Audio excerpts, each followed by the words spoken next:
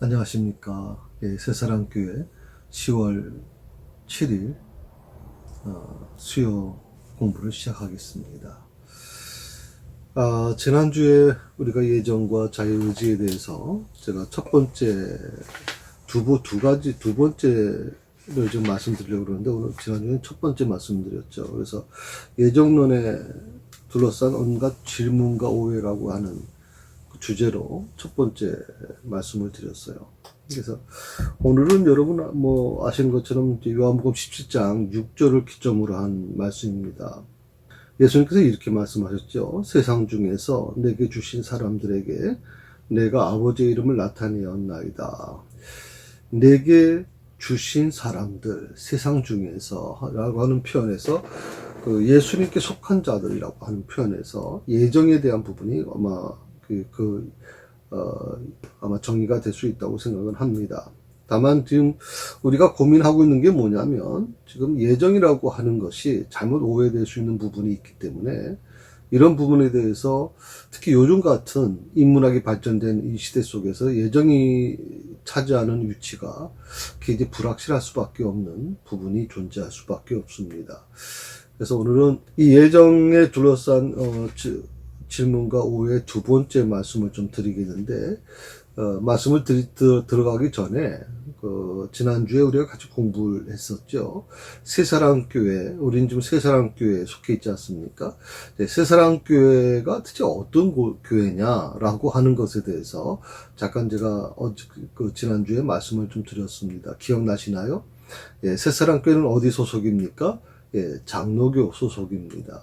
크게 이 기독교를 두 개로 구분하면, 물론 기독교라고 하는 부분에 있어서는 좀 방대하죠. 천주교나 개신교 이렇게 구분하는 사람도 있지만, 우리 개신교 안에 두 가지로 구분이 됩니다. 하나는 장로교와 감리교입니다.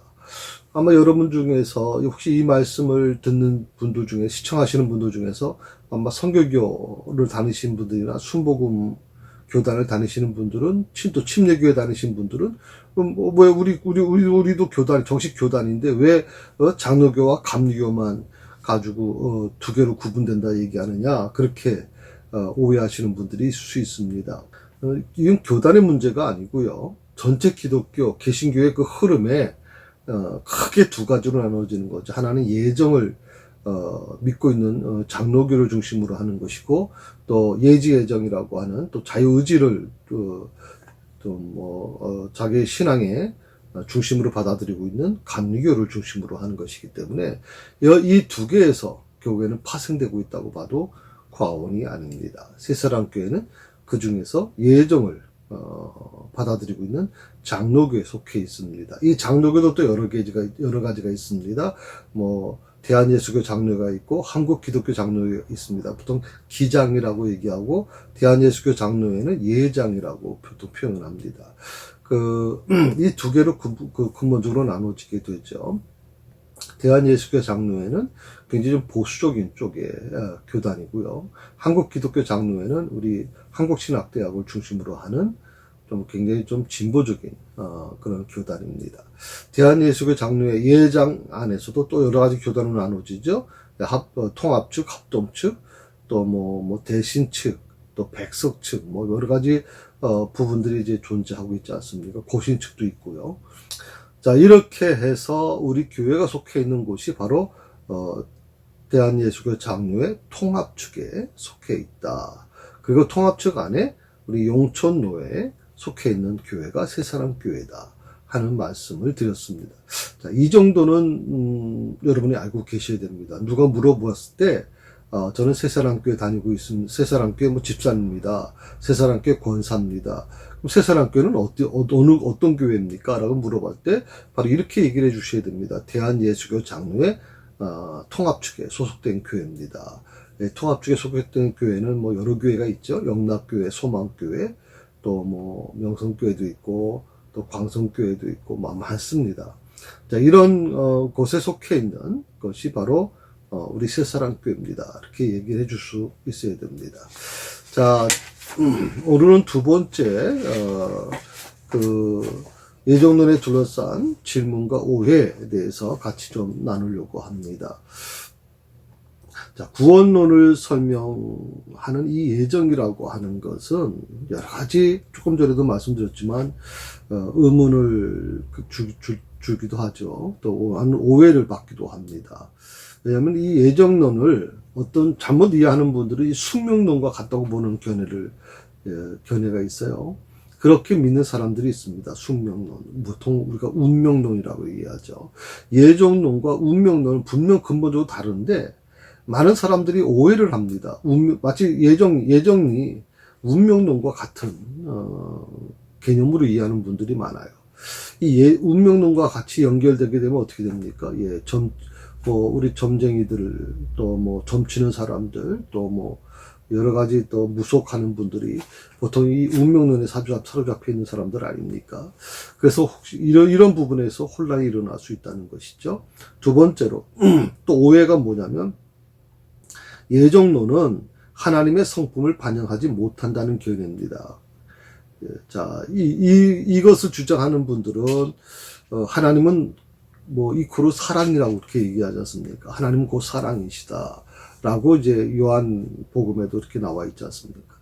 예, 자, 하나님의 성품은 바로 사랑인데, 예정론은, 사랑의 하나님, 사랑이신 하나님의 모습이 나타나 있질 않는다. 반영하지 못하고 있다. 왜? 너무 냉혹하잖아요. 누군 선택하고 누군 선택하지 않는 거에 대한 부분이 사랑이 없으시다. 이렇게 얘기할 수 있기 때문에 그렇다 이거죠.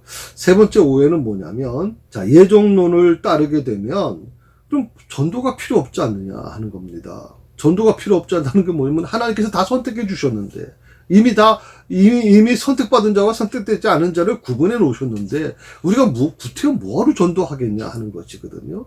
자, 이 세 가지, 예정론에 대한 어떤 부정적인 시각, 또 아니면 오해에 대한 부분이, 우리 주변에서 쉽게 찾을 수 있는 내용들입니다. 사실 예정은 일반적인 어떤 상식이나 이성으로 이해할 수 있는 그런, 말씀이 아니죠. 내용이 아닙니다. 사실 이해하기 어렵습니다. 저는 일생 동안 장로교회에서 자라왔습니다. 목사 아들로 자라왔습니다. 물론 저는 이 예정이라고 하는 것이 예정 자체가 저의 삶의 하나의 일부였기 때문에 저는 아무 거리낌이 없이 예정을 받아들입니다만은, 그러나 사실 어떻게 보면 처음 이 예정론을 접하는 사람들은 이해하기 힘든 거죠. 예정은 오직 신적인 하나님 입장에서 보는 과정이거든. 신앙적인 부분이거든요. 그렇기 때문에 어떻게 보면 인간적인 입장에서 보려고 하는 사람들 입장에서는 이 예정을 받아들이기가 굉장히 힘들 수밖에 없습니다. 그래서 이 예정론에 대한 어떤 부정적인 어떤 시각을 갖고 있는 사람들이나 좀 비판적인 시각을 갖고 있는 사람들이 예정론을 좀 주장하죠. 이걸 또 보통 만인구원설과 같은 연결되고 있는 건데, 하나님은 사랑이시기 때문에 모든 사람을 다 구원시키실 것이다. 누군 선택하고 누군 선택하지 않는 그런 하나님은 아니시다라고 얘기하고 있는 겁니다. 그래서 특히 예정론도 역시 마찬가지로 이 예정론을 좀 비판적으로 받아들이는 거죠. 그래서 이 두 가지 부분을 좀 같이 여러분과 같이 나누려고 하고 있습니다. 자, 예정론을 어떻게 이해해야 될까요? 한 두 가지만 제가 좀 먼저, 좀 질문하면서 시작하려고 합니다. 자, 하나님의 영역으로 치부하고 인간의 머리로는 도저히 이해할 수 없는 교리라고 해서 뒷전을 밀어내야 될까? 조금 전에도 제가 말씀을 좀 드렸죠. 하나님의 영역이라고 하는 것이죠. 하나님의 영역이니까 우리 인간의 머리로는 도저히 이해할 수가 없으니까, 그건 어떻게 설명할 수가 없다. 받아들이기가 어렵다. 이렇게 얘기해서 포기할 것인가 하는 것이죠. 두 번째로, 예정론을 어떻게 이해해야 될까요? 예정론 안에 담긴 이 놀라운 구원의 계획과 감격을, 그렇게 대수롭지 않게 흘려버리는 것이 옳은 일일까 하는 것에 대해서, 질문을 좀 드리고 싶습니다. 사실 예정론 안에는 굉장한 놀라운, 구원의 계획이 담겨져 있고요. 어떻게 보면 이것은 어떻게 보면 감사와 감격이 넘치거든요. 이 예정론 안에는 바로 그런 부분이 있어요. 간격. 우리가 이 말로 설명할 수 없는 놀라운 간격이 있어요. 근데 이것을 그냥 대수롭지 않게 우리 이 머리로 이해할 수 없으니까 그렇게 포기할 것이냐 하는 것을 한번 좀 생각해 볼 필요가 있다고 생각을 합니다. 우리가 예정론을 그냥 지나칠 수 없는 이유는 성경이 분명하게 예정론을 이야기하고 있기 때문에 그렇습니다. 이 예정론이라고 하는 것이 성경 밖에 얘기를 하는 게 아니고요. 우리가 보통 예정론 할 때 이제 칼빈을 얘기하고 있지 않습니까? 칼빈이 처음에 이 예정론에 대한 부분을 우리에게 이제 얘기해 준 건데, 문제는 뭐죠? 그러다 보니까 우리는 무슨 예정론 하면 무슨 칼빈주의라고 이렇게 얘기하는 분들이 있어요. 아니죠, 여러분. 칼빈이 그동안 우리가 잘 몰랐던, 잘 이해하지 못했던 것을 성경에서 발견하게 한 사람입니다. 그래서 예정론이 성경에서 굉장히 중요한 위치에 있다는 것을 알게 됐고, 그것을 우리에게 알려준 사람이 바로 칼빈인 것이죠. 자, 성경에 제시된 이 예정론을 논할 때 많은 그리스도인들이 미처 깨닫지 못하는 두 가지 사실이 있다 그래요. 이 두 가지 사실이 뭐냐면 바로 첫째가 하나님의 주권이에요.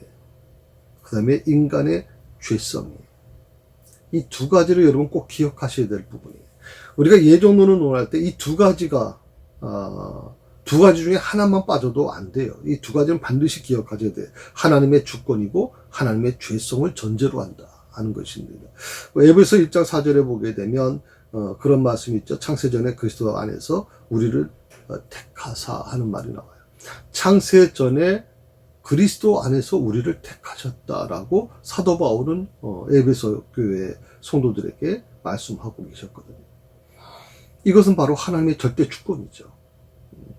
내가 노력해서 내가 무슨 그런 어떤 구원받을 자격이 있어서가 아니라 철저하게 우리는 그런 자격조차 없는데 하나님께서 절대 주권을 우리를 선택해 주셨다. 우리는 그 하나님의 어떤 절대 주권에 의해서 이루어진 것이지 우리의 무슨 능력이 아니다. 우리가 무슨 선해서가 아니다. 우리는 끊임없이 죄 속에 있을 수밖에 없다는 것을 분명하게 말씀해 드리고 싶습니다. 적어도 하나님을 믿는 사람들이라면 보통 기독교인이라고 하면 누구도 부인할 수 없는 이 두 가지 사실, 이 두 가지 사실 아래 하나님의 구원이 설명될 수 있는 겁니다. 자, 첫 번째가 뭐라 그랬어요? 하나님의 주권. 두 번째가 바로 인간의 죄 문제입니다. 죄성. 따라서 이 예정론을 이해하기 위해서는 이 두 가지 사실을 반드시 우리가 이해해야 되고 이 두 가지 사실을 기반으로 예정 교리를 따라가야 됩니다. 자, 구원이라고 하는 것이 뭐냐? 구원은 전적으로 하나님의 은혜다. 사람의 어떤 선한 행위 때문에 이루어진 것이 아니다라고 하는 이 부분이 굉장히 중요한 부분이죠. 그래서 우리가 성경적 입장에 서려고 하면 예정교리를 가져야 되느냐 버려야 되느냐 그런 개념이 아니라고 저는 생각을 하거든요. 문제는 어떤 예정교리를 받아들이냐가 중요하다고 생각을 합니다. 성경이 단순한 인간 사색이 아니라 하나님의 말씀이라고 한다면, 그렇게 전제한다면, 여러분 누구나 다 그렇게 이해하시겠죠. 성경을 무슨 인간의 사색이라고 생각하는 사람은 없잖아요. 적어도 인간의 어떤 지식 가지고 이루어지는 거 아니잖아요. 오직 하나님의 말씀이잖아요. 하나님이 친히 예정이 있다고 선언하신다면 예정교리를 받아들여야 하는 것은 피할 수 없는 사실이다 하는 거죠. 어떤 일부 중에 그런 말씀을 하시는 분들이 있습니다. 성경 어디에 예정에 대한 부분을 예정론이라고 예정에 대한 부분을 얘기하고 있는 게 있느냐? 예정이라는 말을 특별히 그 단어가 나온 것이 있느냐라고 그렇게 반문하시는 분들이 있습니다. 그건 어떻게 보면 칼빈이 만들어낸 거 아니냐 이렇게 얘기하는 분들이 있는데 절대 그렇지 않다는 거죠. 예정은 물론 예정이라고 하는 말은 단어는 잘 나타나 있지는 않습니다만은 오늘 아까 에베소 1장 4절에서 바울이 하신 말씀처럼 이 예정에 관련된 것은 엄청납니다. 어떻게 보면 성경 거의 전부가 예정에 관련된 부분들이거든요. 그래서 부인할래야 부인할 수가 없다고 저는 생각을 합니다. 이 예정과 관련해서 보통 우리가 칼빈주의라고 그렇게 얘기를 합니다만은 이 칼빈주의에서는 이렇게 얘기를 합니다. 하나님이 선택받은 자들의 삶에 적극적으로 개입하셔서 그들이 구원받을 것을 절대적으로 확실하게 하신다고 그렇게 가르치고 계시거든요. 물론 나머지 사람들도 하나님이 선택한 자들만이 아니라 선택 밖에 있는 자들도 주님께 그리스도께 초대를 받게 된다는 거죠. 그리고 그들이 원하기만 한다면 구원받을 수 있는 기회를 제공받을 수 있다라고 그렇게 얘기합니다. 그런데 분명한 것은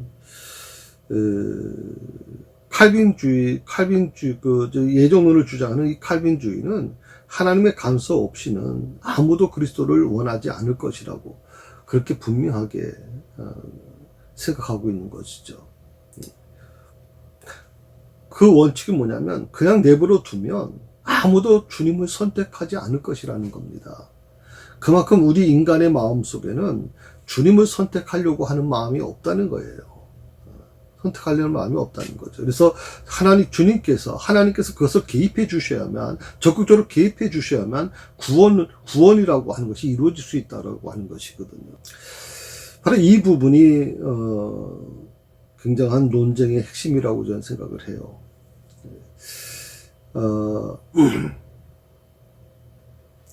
자, 칼빈을 중심으로 하는 이 예정론을 받아들이는 사람들 입장에서는 오직 하나님의 선택이라는 것이 굉장히 중요하게 생각하는 거죠. 그래서 하나님의 선택이 중요하게 여겨지는 이유는 뭐냐면 사람은 절대적으로 주님을 선택하지 않는다.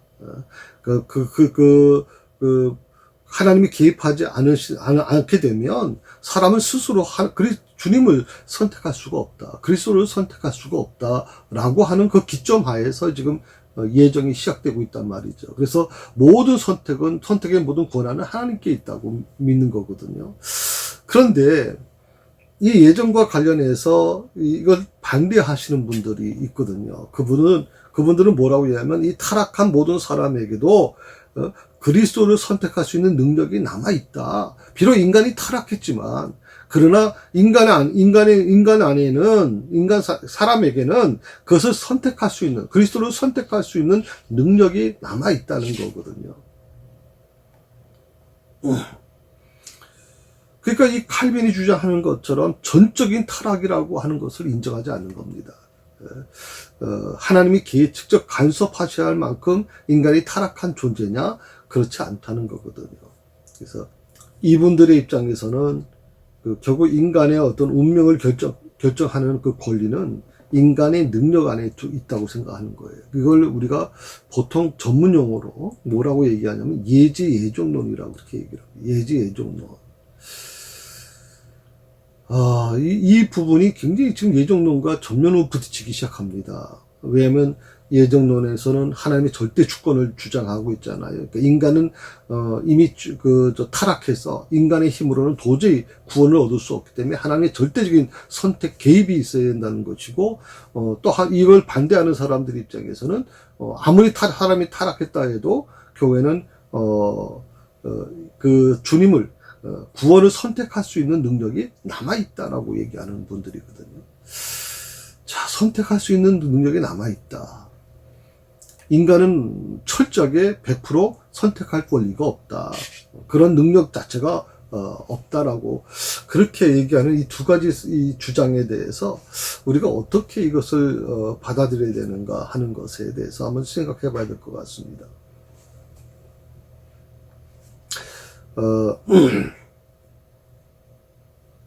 우리가 이 문제를 다루려고 하면 반드시 중요한 사실을 염두에 둬야 되는데, 그게 뭐냐면 하나님 앞에서는 모든 사람에게 죄가 있다는 사실을 인정하는 겁니다.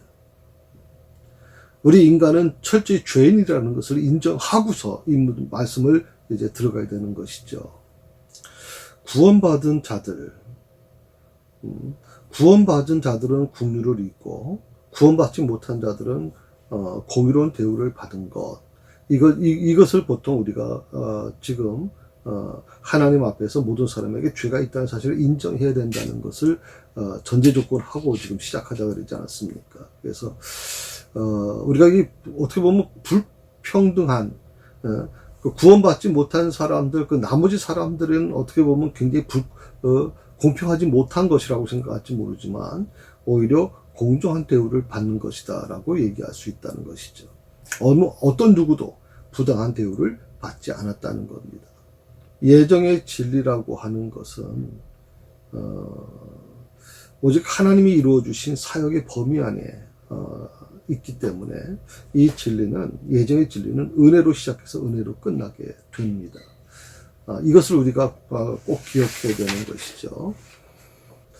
그래서 예정에 대한 부분을 조금 더 이제 보충해서 설명드리게 되면, 하나님은 전능하시기 때문에 인간이 예수님을 믿게 되고 구원받게 되는 것도 하나님이 예정하신 것이다 라고 분명하게 우리가 받아들일 수밖에 없는 거죠. 따라서 구원이라고 하는 것은 인간의 행위가 아니라 오직 전적인 하나님의 은혜라고 하는 겁니다. 그 사랑의 선한 행위 때문에 구원받는 것, 사람의 선한 행위 때문에 구원받는 것은 아니다 라고 하는 것이 분명하게 전제되어야 되는 것이죠. 구원은 하나님께서 택하신 그 예정한 자만이 받는 것이기 때문에 구원받은 자는 오직 기쁨으로 감사하면서 하나님 영광을 위해 살아가야 된다. 아마 어떻게 보면 이 예정의 교리는 그 당시에 그 핍박받던 이 초대교회 성도들에게 굉장한 아마 위로가 됐을 것이고 큰 힘이 됐을 것입니다. 내 인간의 어떤 지금 이 예정을 반대하시는 분들은 인간 안에 남아있다 그러지 않았어요? 예, 그런 어떤 능력이 남아있다는 거죠.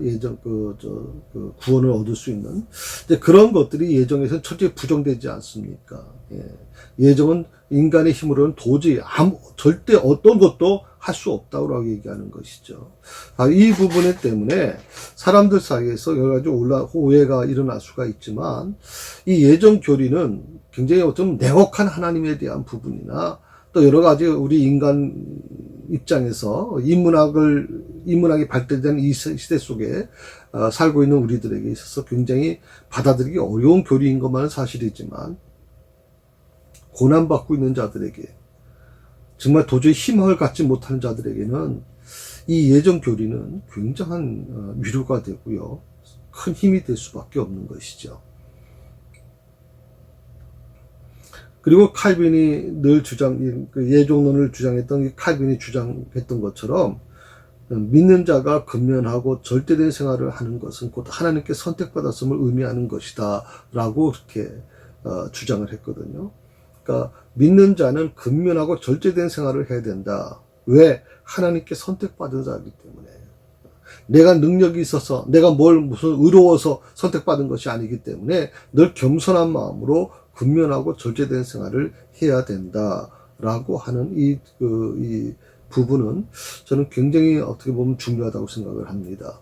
그래서 우리 청교도 정신이라든지 특별히 우리 장로교회 성도들이 굉장히 근면하지 않습니까? 그리고 절약하며 살죠. 굉장히 신앙에 있어서 아주 철저히 준비된 모습으로, 마음으로 그 신앙생활을 하고 있지 않습니까?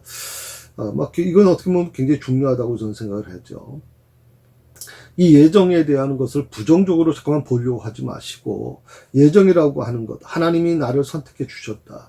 나 같은 자를 하나님이 주님의 자녀로 세워주셨다라고 하는 이 사실이 굉장히 중요합니다. 우리는 다른 사람들의 입장을 먼저 배려하면서 왜 저 사람은 저럴까? 왜 저 사람에게는 저렇게 할까? 라고 생각을 할지 모르지만, 예정에 대한 부분에 있어서는 다른 사람보다도 우선 나 자신입니다.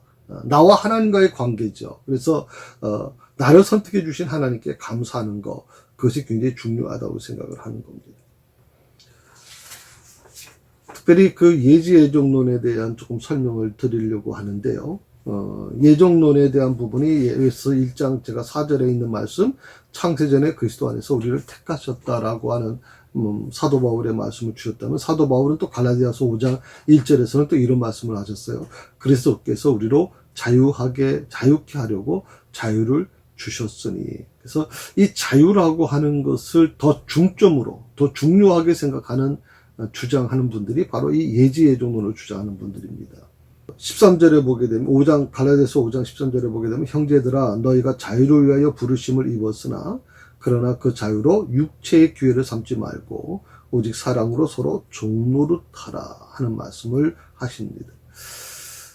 사실 예정론도 성경에 많이 부분이 있어요. 여러분 아신 것처럼 사도 바울이 굉장히 예정을 강조해서 말씀을 많이 하셨는데, 오늘 갈라디아서 5장에서, 갈라디아서도 역시, 사도 바울이 갈라디아 교인들에게 쓴 말씀 아닙니까? 그 말씀 속에는 이 자유에 대한 부분을 강조했단 말이죠. 에베소에서는 하나님의 선택에 대한 부분을 강조했다면, 그러니까 예지예정론은 믿는 자나 믿지 않는 자 모두를 대상으로 설교할 때 적합한 것인데, 특별히 어떻게 보면 좀 어떻게 표현하면 좋을까요? 좀 믿음이 좀 이렇게 어떻게 보면 아직은 아주 깊은 단계에 들어가지 않는 분들에게는 이 예지예정론이 조금 도움은 될 거라고 저는 생각을 합니다. 이 예지예정론을 주장하는 대표적인 분이 바로 이 웨슬레라고 하는 분인데, 이 웨슬레는 이렇게 주장합니다. 하나님은 사랑이시니 인간이 멸망하는 것을 미리 정하지 않았다. 하나님은 사랑이신데 인간이 멸망하는 것을 정하시겠느냐는 거거든요. 그런 하나님은 아닐 거라는 거거든요. 그러니까 여기서 얘기하는, 이 웨슬레가 얘기하는 것에서는 하나님의 사랑을 중요하게 여기는 겁니다. 우리, 예정을 믿고 있는, 예정을 받아들이고 있는 우리 장로교 입장에서는, 하나님의 절대적인 주권을 중요시 여기는 반면에, 이 웨슬레를 중심으로 하는, 이 감리교를 중심으로 하는 교단에서는 사랑을 굉장히 중요하게 생각을 합니다. 구원은 특별히 크게 두 가지가 있는데, 첫 번째가 하나님의 전적인 은혜와 그리스도의 구속 사역에 의해서 마련되고, 두 번째 인간의 자유 결단에 의해서 결정된다는 겁니다. 구원이라고 하는 것은, 자, 첫 번째는 사실은 어떻게 보면 우리 예정하고 다를 거 아무것도 없죠. 같다고 봐야 되죠. 하나님의 전적인 은혜와 그리스도의 구속의 사역에 의해서 마련되는 것이니까 우리하고 차이는 없어요. 다만 이 두 번째가 이제 문제가 되는 거죠. 두 번째는 인간의 자유 결단에 의해서 결정된다는 거예요. 그러니까 하나님의 절대적인 주권만 가지고는 안 된다는 거거든요. 왜? 예정에서 얘기하는 하나님의 절대 주권은, 거기에는 뭐가 전제 조건이 붙어 있습니까? 인간이 죄성입니다. 인간은 스스로 구원받을 자격이 없다 라고 하는 걸 전제 조건하고 있는데, 여기서 뭐냐면 인간의 자유 결단에 의해서 이루어진다, 결정된다고 하는 거예요. 그렇게 되면 어떻게 됩니까? 굉장히 인간적인 부분들이 많이 포함될 수밖에 없어요. 그래서 여러분 감리교 같은 경우는 굉장히 사회 구원을 굉장히 주장을 많이 하고, 굉장히 좀 물론 굉장히 보수적인 그런 신앙을 갖고 있는 분들도 많이 있지만, 굉장히 사회적인 부분을 많이 주장하고 있지 않습니까? 그 이유는 뭐냐면 인간의 그 자유 결단에 대한 부분이 많이 포함되어 있기 때문에 그렇습니다. 성령님께서 그 사람을 구원의 길로 인도하려고 해도 그가 구원을 받아들이지 않으면 제한될 수 있다. 그게 이제 이런 말이죠. 인간의 자유의지를 존중하는 것이다. 자, 성령께서 한 사람을 구원의 길로 인도하려고 하는데 그가 구원을 받아들이지 않으면 제한될 수 있다. 이게 참, 인간적인 부분, 인간의 어떤 자유를 굉장히 아주 확대한 거죠. 존중한 것이죠. 또한 예수님께서는 택함 받은 자뿐만 아니라 모든 인류를 구원하기 위해 돌아가셨다는 것을 강조합니다. 이걸 우리가 보통 뭐라고 얘기하면 만인구원론이라, 이렇게 만인구원. 예수님은 어떤 특정한 사람들을 위해서만 돌아가신 게 아니라 이 인류 전체를 위해서 돌아가신 거다 하는 것을 주장하는 거거든요. 어떻게 여러분은 어떻습니까? 하나님의 절대 주권, 인간의 어떤 죄에 대한 죄성을 전제로 하는 이 예정론이 더 여러분의 마음에 와 닿습니까? 아니면 하나님의 전적인 은혜와 그리스도의 구속 사역에 의해서 마련되지만 결국 인간의 자유 결단에 의해서 결정된다라고 하는 것이 여러분에게 더 마음에 와 닿게 됩니까? 사실 이 예지예정론은 우리가 인간적으로 받아들이기 참 어떻게 보면 좀 수월하게 됩니다. 그리고 뭐 기독교 하면 편협적인 종교 뭐 이렇게 주장을 하는 분들이 있는데 어떻게 보면 이 예지예정론은 또 만인구원론은 굉장히 좀 어떻게 보면 인간적인 입장에서 설명한 것이기 때문에 조금 더 쉽게 적용할 수 있겠죠. 다만 이 예지예정론을 지지하더라도 몇 가지 유의할 점이 있는데 그게 뭐냐면 인간의 의지로 부르심에 응답하는 것이 구원에 필요한 과정이라고 하더라도 그 사람에 대해 미리 아시고 택하신다는 하나님의 전지전능하심과 절대 주권을 잊어서는 안 되는 것이다 하는 것이에요. 조금 왜 이런 말씀을 제가 드리냐면 인간의 자유 결단에 의해서 결정된다라고 하는 것이 이 예지예정론 특히 만인구원론의 어떤 그 중심축이기 때문에 인간이 중심이 되는 거예요. 이게 마치 뭐냐면 하늘에서 뭐 손뼉이 서로 마주쳐야 뭐 소리가 난다는 것처럼 하나님의 절대 주권과 하나님의 전적인 은혜와 인간의 어떤 결단이 서로 마주쳐야 된다. 그래야 이게 구원이 이루어지는 것이다라고 주장하고 있는 거거든요. 하나님의 어떤 전적인 은혜만 가지고는 안 된다는 거거든요. 그러니까 이렇게 주장하는 분들이 입장에서 보면 우리 장로교는 굉장히 좀 편협하고 굉장히 독선적인 어떤 그런 교단으로 비춰질 수가 있어요. 근데 로마서 8장 29절에서 사도 바울은 이렇게 말씀하고 있거든요. 하나님이 미리 아신 자들로 또한 그 아들의 형상을 본받게 하기 위하여 미리 정하셨으니.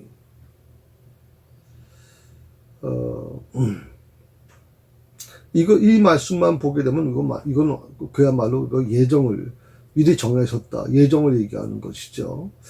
그 때문에 어떻게 보면 조금 이렇게 이제 예지예정론 인간의 자유 결단을 더 중요시 여기는 이런 어떤 것을 주장하는 분들은 누가 있냐면 이제 웨슬레라고 하는 분이 있고요. 감리교를 창설하신 분이죠.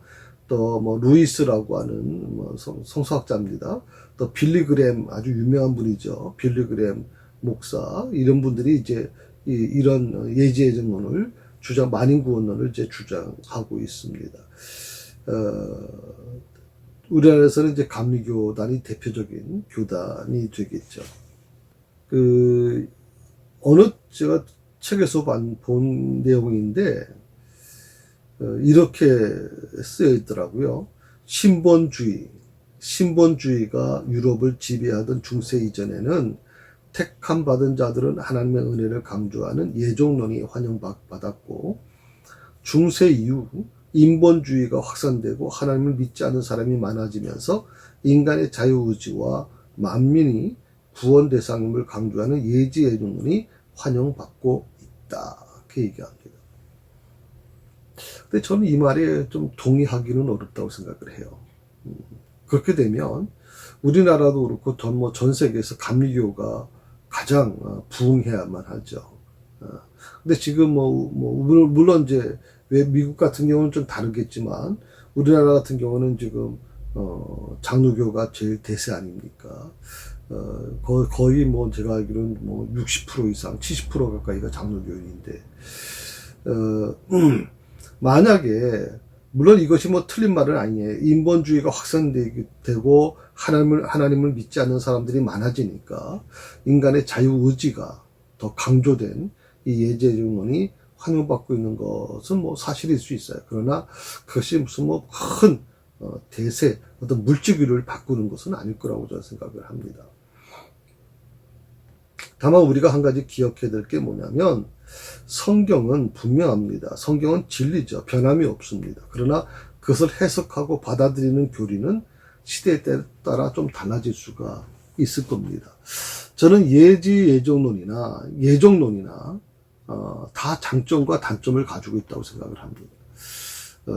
저는 장로교 목사고, 그래서 예정론을 강조하는 그런 어떤 입장에 서 있지만, 그러나 저는 예정론에도 역시 약간의 문제가 있다고 생각을 하거든요. 이것이 잘못되면 너무나도 인간의 어떤 역할을 포기해버리는 일이 일어날 수 있기 때문에, 뭐 나는 어차피 하나님이 다 선택해 주셨으니까, 뭐 그런 어떤 그 개념을 가지고, 그런 잘못된 개념을 가지고 신앙생활을 할 수도 있어요. 그래서 막 거짓말은 밥 먹듯이 하고, 뭐 남을 아주 속이고, 이런 일들이 일어날 수 있기 때문에, 그런 것을 보게 되면 예정론과 이 예정론, 만인구원설, 이것은 어떻게 보면 하나님의 절대적인 주권과 하나님의 사랑이 이 분리된 것이 아니라 저는 결합됐다고 생각하거든요.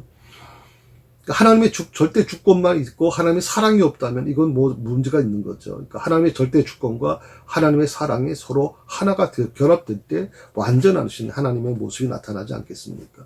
예정론을 제가 믿고 있지만 역시 마찬가지 예정론도 또 만인구원론도 받아들여야 된다고 저는 생각을 합니다. 때에 따라서는 굉장히 귀한 말씀이고 귀한 교리이기 때문에 그렇습니다. 그런 것들을 여러분이 염두에 두시고, 뭐 감리교를 믿으시던 장로교를 믿으시던 뭐 차이는 없을 겁니다. 다만 조금 이제 교단의 어떤 차이는, 장로교는 좀 더 하나님의 절대 주권을 강조하고 그러다 보니까 개인적인 구원을 중요시 여기는 교단이고요.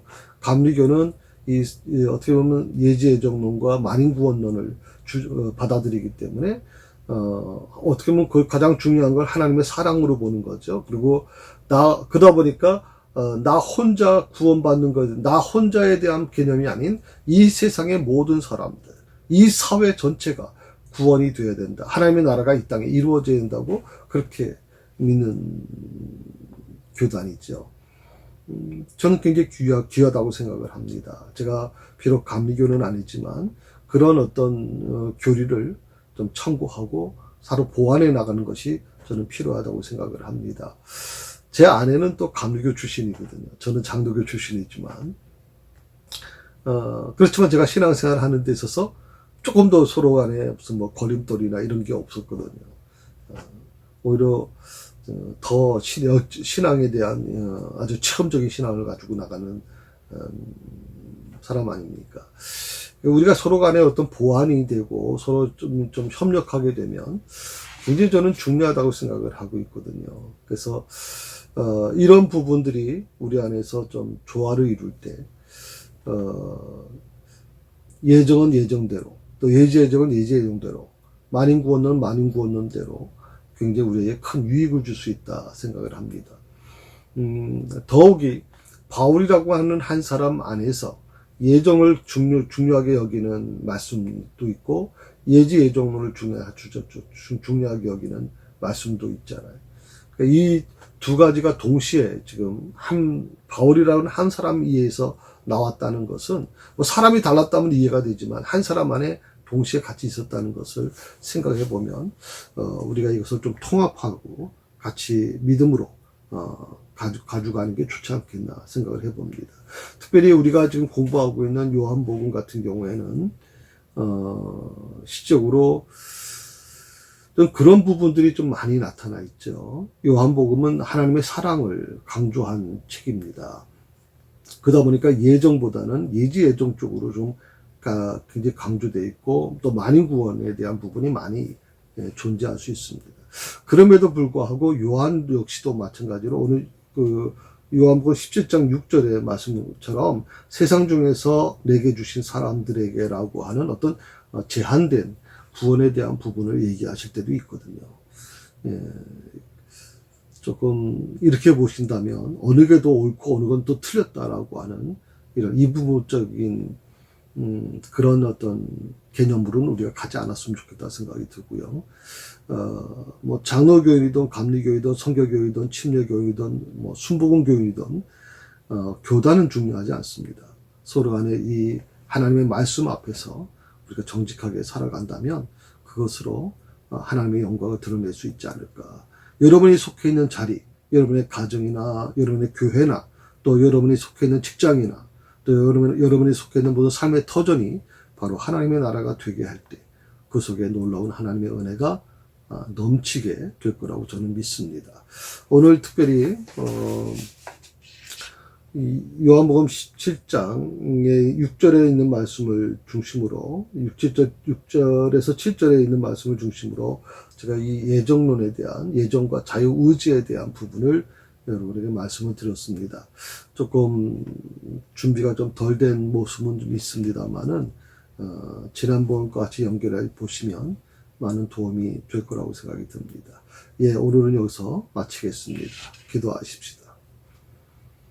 하나님, 저희가 무엇이건데 저를 선택하시고 저에게 하나님의 자녀가 되는 권세를 주시고 주의 이름을 부를 수 있는 그런 은혜를 허락해 주셨음을 너무 감사를 드립니다.